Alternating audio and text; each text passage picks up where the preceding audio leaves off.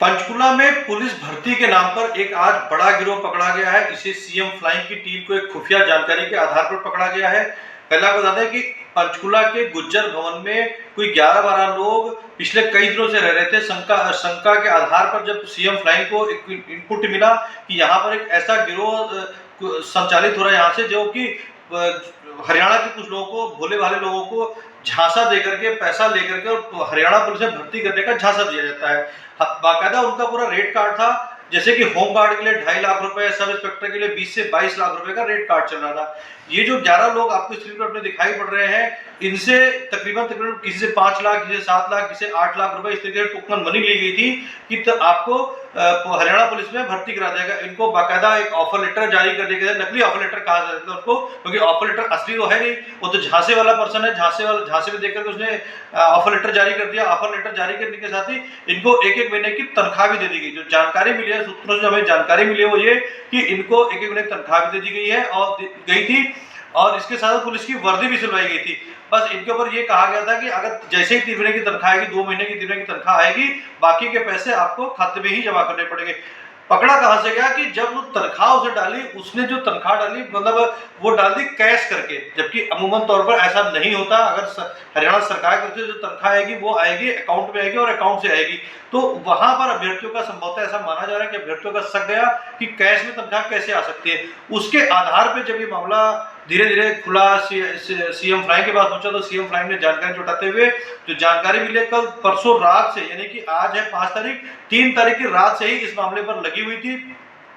और कल की सारी रात, यानी 4 तारीख की सारी रात को सीएम फ्लाइंग ने गुज्जर भवन के आसपास अपना पूरा डेरा जमा के रखा हुआ था, मगर जो मुख्य आरोपी है वो नहीं पहुंचा था। इस वजह से वो रात में पकड़ा रहेगा। सीएम फ्लाइंग के से जुड़े हमारे सूत्रों का कहना है कि अगर हम रात में ही छापेमारी कर लेते तो जो असली आरोपी है, अपराधी है, वो भाग सकता था। हमारी कोशिश थी कि जो असली आरोपी है उसको पकड़ा जाए, किसी भी तरीके से उसको पकड़ा जाए। तो दिन में जैसे ही वो आया, सीएम फ्लाइंग ने छापा मार करके उसको पकड़ लिया है। इस पूरे मामले पर सीएम फ्लाइंग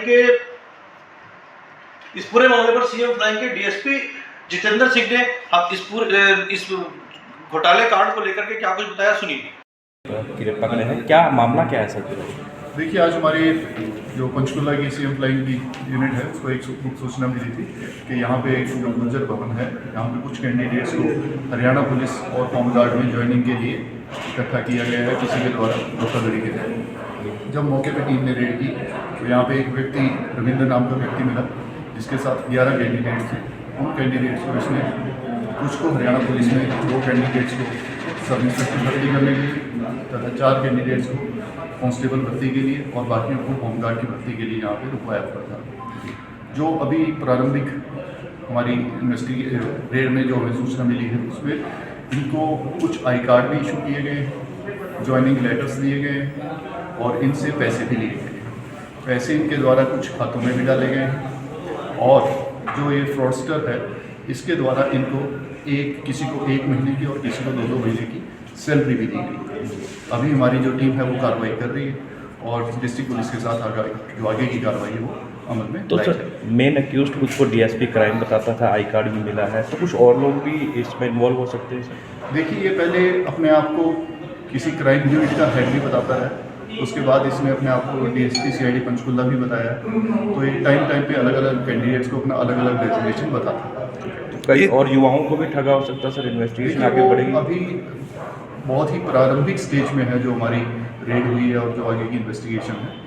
जो दौरान इन्वेस्टिगेशन जो भी बात सामने आएगी हम आपके साथ शेयर करेंगे। तो सर, एसआई कांस्टेबल और होमगार्ड की भर्ती के लिए ये पैसे देता था, क्या रेट क्या था, कुछ पता देखिए, हम शॉर्ट में बिल्कुल यही बात कह सकते हैं कि हरियाणा पुलिस में सब इंस्पेक्टर, कांस्टेबल और होमगार्ड की भर्ती के लिए ही इन्होंने जो ये ठग है इसने 11 युवाओं को ठगा है। सर, इनसे कुछ सामान वगैरह भी बरामद हुआ यहाँ पे कुछ? देखिए, वो अभी जांच जारी है और कुछ जो भी रिकवरी है वो ड्यूरिंग कोर्स ऑफ इन्वेस्टिगेशन आपको क्लियर करती है।